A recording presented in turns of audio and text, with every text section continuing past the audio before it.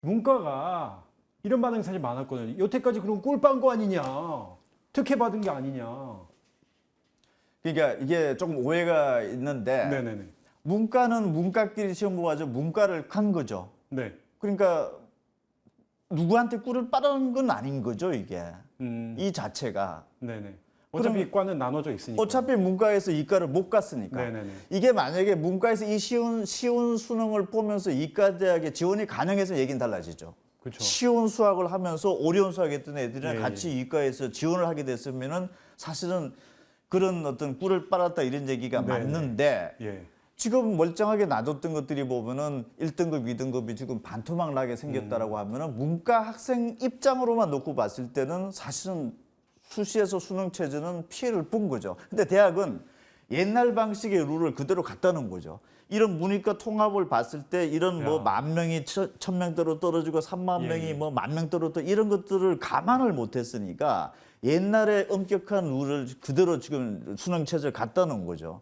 그럼 내일부터 논술 면접장에서 가려고 했던 학생들 중에 문과 학생들은 그걸 수학 때문에 못 맞춘 학생이 어떻게든지 나타날 수밖에 없겠죠. 예, 그럼 예. 그게 조금 수시에서는 좀 불합리하다고 볼 수가 있는 거고 예, 예. 반대로 이과는 1등급이 한 7,000명밖에 안 나왔어요, 작년도에. 전체 이과 학생들 중에서 4%니까. 네네. 근데 이번에는 같이 하다 보니까 7,000명이 지금 2만 명대까지 늘어나고 있죠. 예. 그리고 2등급이 작년에는 2만 명이 지금 현재로서 4만 명까지 늘어나고 있는 거죠. 이게 지금 1, 2등급이 이과가 지금 독식을 하고 있는데 그럼 이건 이과 학생들한테 좋은 현상일 수도 있지만 이과 학생들이 수시에 원서를 낼 때는 수능 체제 맞춘 학생들이 2배 이상 늘어난 거죠.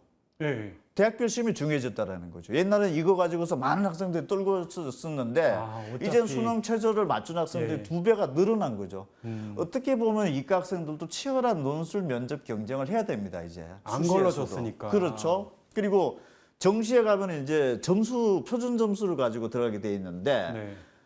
수능에서 점수 체제는 이 표준 점수 순서를 가지고서 매기는 방식이다 보니까 표준 점수 높은 아이들이 옛날보다 이과는 2배 많아진 겁니다. 이제 앞으로. 네네네. 그럼 정시에서는 이과 학생들은 치열한 이제 경합을 해야 되는 구조가 나타나는 거죠. 그래서 이게 지금 수능에 따로 돼 있고 그 문이과 통합의 형태적인 것들은 그렇게 되어 있고 대학에서 문과 이과는 엄격하게 좀 구분이 되어 있는 상황. 문으로 이렇게 되다 보니까 형식적인 거하고 실질적인 것들이 지금 사실 따로 놀고 있는 거죠. 네. 그리고 이과 학생이 문과에 지원하는 것은 진입 장벽이 전혀 없습니다. 맞아요. 그러니까 이과에서 무슨 수학을 하든 이과에서 과학 예, 탐구를 하든 사회 탐구를 안 했다 하더라도 문과 경영경제학과 들어온 것에 진입 장벽을 준 대학은 없습니다. 그런데 문과에서 이과로 넘어가는 거는 진입 장벽을 거의 다 두고 있습니다. 반드시 미적분 기하를 그 수능 시험을 안 보면은 지원을 못하거나 과학 탐구를 시험을 보지 않으면 못하게 하거나 이렇게 제한을 하다 보니까 정시 때 가면은 뭐 네. 물론 그렇게 많은 학생들이 넘어올지는 잘 모르겠지만은 이과 학생이 문과로 넘어오는 경우도 있을 수는 있는 거죠. 그래서 조금은 조금 안 좋은 대학에서 저 상위권 문과대학으로 뭐 경영경제학 좀 인기 네네. 있는 학과 쪽으로 좀 가려고 하는 학생들이 나타날 가능성도 금년도 입시에서는 배제할 수가 없는 거죠. 근데 대표님 배제할 수 없는 정도가 아니라 꽤 있지 않을까요?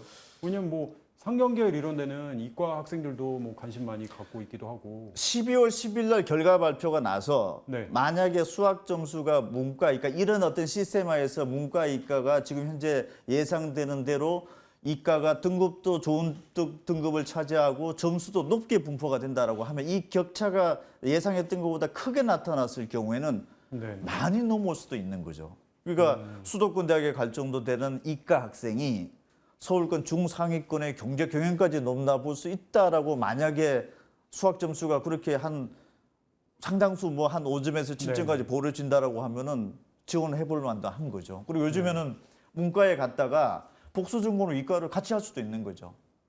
그러니까요. 그리고 대신에 또 문과 학생은 이과로도 못 가게 되는 구조다 보니까 어떻게 보면 문과 학생들은 상위권 뭐 경상계열 인기학과 쪽에 가는 학생들도 고민은 이미 조금 염려는 되는 거죠. 저게 혹시 넘어오진 않을까. 근데 이거는 지금 현재로서는 예단하기 어렵지만은 12월 10일 날 아마 어떤 그 점수 차이가 조금 생각보다 좀 크게 나타났을 경우에는 사상 처음으로 이과에서 문과로 넘어오는 어떤 수 자체가 상당 부분 있을 수 있다. 이렇게 되면 입시는 또 다른 정시의 혼란이 올 가능성이 높아지는 거죠. 이건 뭐 거의 아사리판이네요. 이거 어떻게 해야 됩니까? 아니 지금 여기까지만 말씀을 들었는데도 와 정말 이거 대표님 어떻게 해야 됩니까? 뭐 종로학원 등록하면 되나요? 어떻게 하면 됩니까? 이거 빨리 답을 주세요. 지금 이게 학생들 너무 지금 혼란스러운데. 그러니까 이제 올해 입시 수능이 이제 바뀌어지고 나면은 네.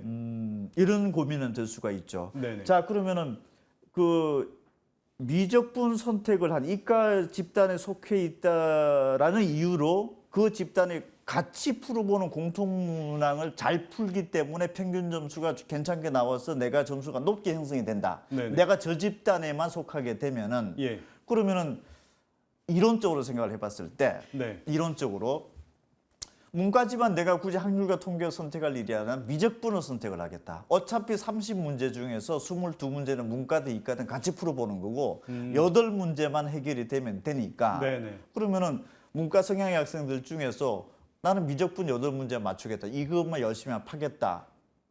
그런 학생이 나타났을 경우 그렇게 어떤 진로를 어떤 학습 전략을 세워야 되는 것 아닙니까? 라고 질문을 할 수가 있죠. 예. 그런데 그게 만약에 미적분이 충분히 되는 학생들이라면은 굳이 그런 선택을 말릴 이유는 없어지는 거죠.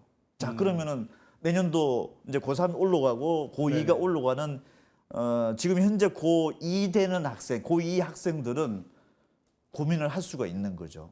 또 고1 학생들은 야, 이과의 미적분을 좀 빨리 해놓으면 유리하다고 하더라. 네네. 이런 얘기가 루머들이 돌 수가 있고 특정 지역의 특정 고등학교에서는 그런 식으로 어떤 학습 지도를 할 수도 네. 있는 거죠.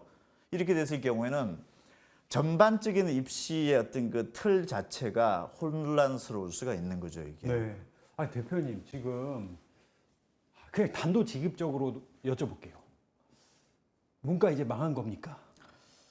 그래도 지금 현재 문과가 더 많죠. 그렇죠. 비율적으로 예, 봤을 예. 때는. 근데 뭐 제가 이게 함부로 말할 수 있는 단계는 예, 아니고 다만 그 예전에 제가 한 6년 전쯤 네. 되죠. 6년 전쯤에 문과하고 이과하고 물론 수학은 이과가 잘할 뭐 같이 시험 본 것이 없기 때문에 판단하기는 좀 어려운데 네네. 이과 학생이 국어라든지 영어에서 더 잘할까 못할까를 한번 예전에 한번 데이터를 한번 찾아본 적이 한번 네네. 조사를 해본 적이 예, 있는데 6, 7년 전만 하더라도 국어하고 영어에서는 문이과의 뚜렷한 특성은 제가 봤을 땐 없었습니다. 아 그래요? 네, 오히려 생각을 했던 것보다는 문과든 이과든 비슷하게 나왔습니다. 상위권에서 국어 점수에서. 예. 그런데 요즘에 최근의 경향들은 이 선택형 수능으로 바뀌면서 제가 1년 동안 정밀하게 한번 계속적으로 그 부분만 한번 파헤쳐 봤을 경우에 지금 현재 제가 저희 회사에서 내린 결론은 국어 이과가 더 잘한다. 1등급에서 차지하는 비중 자체가 한 70% 정도가 이과 학생으로 나타나고 네네네. 있고 심지어 영어도 그렇다. 네. 라고 하면은 국어, 영어, 수학 모두 다 상위권 학생들은 지금 현재 이과에 지금 많이 포진되어 있다. 이렇게 생각이 들고 선택형 수능에서 그러하다라면은 선택형 수능에서 굉장히 유리한 구지에 있는 거는 지금 현재 물론 실력에 따라서 그렇게 예, 가 예. 있었겠지만 이과 학생들이 그 굉장히 유리한 구지에 가 있다라고 일단 봐야 되는 거고 문과 학생들은 문과 중심의 대학들에서는 아무래도 우수한 학생을 뽑기가 사실은 조금은 원활하지는 않을 것이다 네네. 앞으로. 대신에 이과 중심의 전체 모집 정원에서 한 뭐 60, 70% 이상의 이과 중심으로 뽑는 대학들이 있죠. 네. 그런 대학들에는 올해 입시 결과는 합격선이 지난해에 비해서 대단히 높아질 겁니다. 그래서 예. 내년도에 아마 이과 중심의 대학들에서는 대학 홍보를 할 때 네. 이공계 우리 자연계 합격선이 전년에 비해서 이만큼 높아졌습니다라고 하는 것을 광고를 많이 할 가능성이 높습니다. 아 광고까지 지금 예언을 하시는. 구조적으로 네네. 이미 수학에서 유리해졌기 때문에 합격 점수 그쵸. 자체가 높아지겠죠. 예, 예. 그럼 우리 대학은 지난해에 비해서 뭐 15점이 높아졌습니다. 그러면은 일반적으로 광고가 나올 때 보면 아 정말 우수한 학생들이 저 대학에 많이 갔겠구나 싶지만 사실은 구조적인 어떤 시험의 네네네. 시스템이 바뀌어져 가지고 그런 거고 문과대학은 사실 난리 난 거죠. 합격선이 많이 낮아질 수가 있는 거죠. 이게 네. 어떤 그 통합형 수능 첫해 결과는 그러면 이런 부분들이 대학이 어떻게 보면은 문과 중심 대학이냐 이과 중심 대학이냐에 따라서도 달라지고 그 달라진 상황에 따라서 대학의 브랜드 서열도 달라질 가능성이 높은 거죠. 그렇다면 문과는 이게 뭐 졸업 후에 이런 부분들을 일단 차치하고 네. 또 문과 학생은 그 틀의 기본적인 어떤 그 유지의 그게 수가 있죠. 네네. 어떻게 보면은 제가 봤을 때 문과 학생들에게는 저도 설명회 때 많은 말씀을 드리지만은 기회가 될 수도 있다라는 거. 오히려. 지금 대체적으로 그 문과 이과의 선발 비율로 보면은 비슷하죠. 그래도 뭐 약간 밸런스가 안 맞는 대학들이 있긴 네네. 하지만 전체적으로 놓고 봤을 때는 우선 학생들이 많이 저쪽으로 가 있으니까 우리 속된 표현으로 원수를 낼 때 한번 질러볼 수도 있는 거고 구멍이 생길 수는 있는 거죠. 네네네네. 그래서 올해 입시에서도 문과가 불리하다 이런 스트레스만 받을 게 아니라 전체적인 상황판으로 놓고 봤을 예, 예. 때는 상당히 이쪽으로 좀 치우쳐져 있으니까 아. 이쪽에는 우수한 학생들이 아주 예, 예. 컴팩트하게 밀집되어져 있고 밀집된 경쟁을 하고 있는 구조가 나타난 거고 네네. 이쪽에서는 상위권 자체가 어떻게 보면 느슨한 구조가 된 거죠. 그러면은 나름 예. 조금만 더 열심히 하면은 원래 시스템화에서는 갈 수 없던 대학들을 갈 수도 있는 환경이 만들어지고 있다. 이렇게도 볼 수가 있는 거고 이미 수시에서도 학교 내신의 합격수는 문과는 조금 낮아지고 있을 겁니다. 네네. 이미 고등학교 내에서도 문과, 이과가 내신 경쟁을 같이 하는 시스템이죠, 지금. 네. 그럼 수능에서도 이과가 유리했는데 내신에서도 그 이과가 유리했을 가능성이 높죠. 각급 그 일선 고등학교들에서는. 그러면은 예전에는 문과대학에서 이 대학은 한 2.3등급이면 왔던 대학들이 2.5등급으로 이게 낮아질 수도 있는 거죠. 이미 수시에서 이런 현상은 아마 나타나는 것으로 지금 제가 대학별로 입시 결과 자료지 공식 공개한 자료를 봤을 예, 때는 예. 그런 어떤 그 유의도 있는 유의미한 뭔가 데이터가 지금 이미 나타나고 있는 것 같고 그래요? 정시에서도 아마 그런 현상들이 좀 나타날 가능성이 있는 거죠. 그래서 문과 학생들도 그렇다고 해가지고 막 갑자기 자기 적성이 안 맞는데 예, 예, 굳이 예. 이과로 갈 수는 없지 않습니까? 그러면은 앞으로는 문과 학생들도 그런 어떤 그 좋은 대학을 갈 수 있는 기회가 주어질 수도 있다라는 생각은 중요한 포인트일 것 같습니다. 오히려 지금 일종의 역발상이네요. 그렇죠. 지금 다들 이과로 지금 몰려가고 뭐 이과가 좀 더 선택폭이 넓으니까 그쪽으로 뭐 하고 하는데 오히려 이쪽 뭐 순수 문과 쪽은 그래서 빈집이 돼 버리는 빈집털이가 가능한 이런 느낌이네요. 상황에 따라서 또 문과에 가서 요즘 복수 전공을 안 하는 학생들 거의 없죠. 예. 그러니까 문과에 가서 그게 유관한 어떤 그러니까요. 복수 전공을 한다라든지 이런 부분들로서 생각을 해본다라고 하면은 꼭 내가 문과기 때문에 예, 저렇게까지 막 그 사회적인 분위기에 휩쓸 필요는 예. 없다라는 거죠. 이거 되게 여러분들 귀담아 들으셔야 될 것 같습니다. 왜냐면 이게 그리고 어차피 복수 전공도 하고 뭐 이럴 거를 생각을 해보면은 대입을 놓고 본다고 한다면 오히려 문과를 이렇게 잘 노려보는 게 또한 굉장히 좋은 방법이 될 수도 있겠다는 거. 그래서 요즘에 왜 그 우수한 학생들이 다들 이과로 가고 이런 게 되다 보니까 일반계 고등학교에서 문과 학생 수가 많이 적다라는 예, 예. 얘기도 하고 그러죠.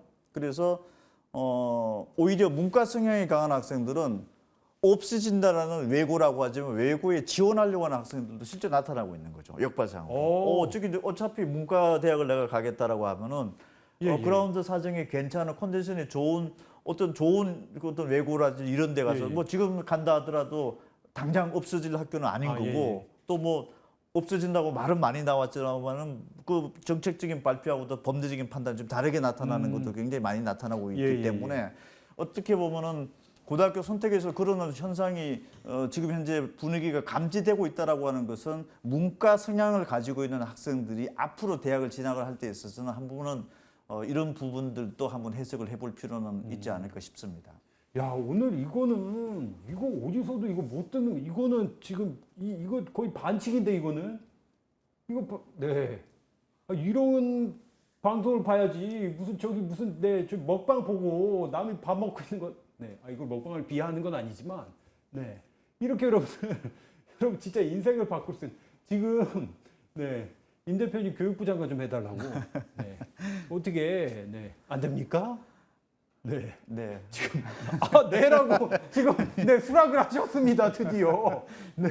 아, 그럼 이제 종로하고는 어떻게 됩니까? 아,